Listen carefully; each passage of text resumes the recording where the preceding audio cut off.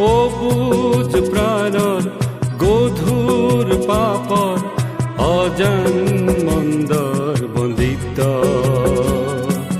কালবাৰী ফালে নৈ যেন বৈ গৈছে যীশু য'ত ক্ৰুশবিদ্ধ। প্ৰভু যীশুখ্ৰীষ্টৰ নামত আপোনাক অভিনন্দন। পবিত্ৰ বাইবেলৰ যোহনে লিখা শুভবাৰ্তা 15 অধ্যায় 26 পদত আমি এইদৰে পাওঁ, কিন্তু যেতিয়া সেই সহায়কৰ্তা আহিব, অৰ্থাৎ পিতৃৰ পৰা ওলোৱা যি সত্যৰ আত্মা, পিতৃৰ ওচৰৰ পৰা মই তোমালোকলৈ পঠাম, তেওঁ মোৰ বিষয়ে সাক্ষী দিব। প্ৰভু যীশুৰ বিষয়ে তেওঁৰ উপদেশ, কৰ্ম আৰু তেওঁৰ শুভবাৰ্তাই তেওঁৰ বিষয়ে সাক্ষী দিয়ে। কিন্তু উপৰোক্ত পদত প্ৰভু যীশুৱে আৰু এক সাক্ষীৰ বিষয়ে কৈছে, আৰু এই সাক্ষী হৈছে পিতৃৰ পৰা ওলোৱা সত্যৰ আত্মা, যি পবিত্ৰ আত্মাৰূপী ঈশ্বৰ হয়।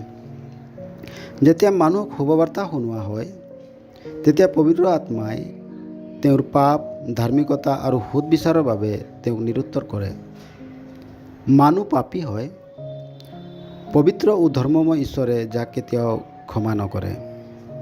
সুদবিচাৰৰ দিনা ঈশ্বৰে তেওঁবিলাকক অনন্তকলীয়া জুইত পেলাব।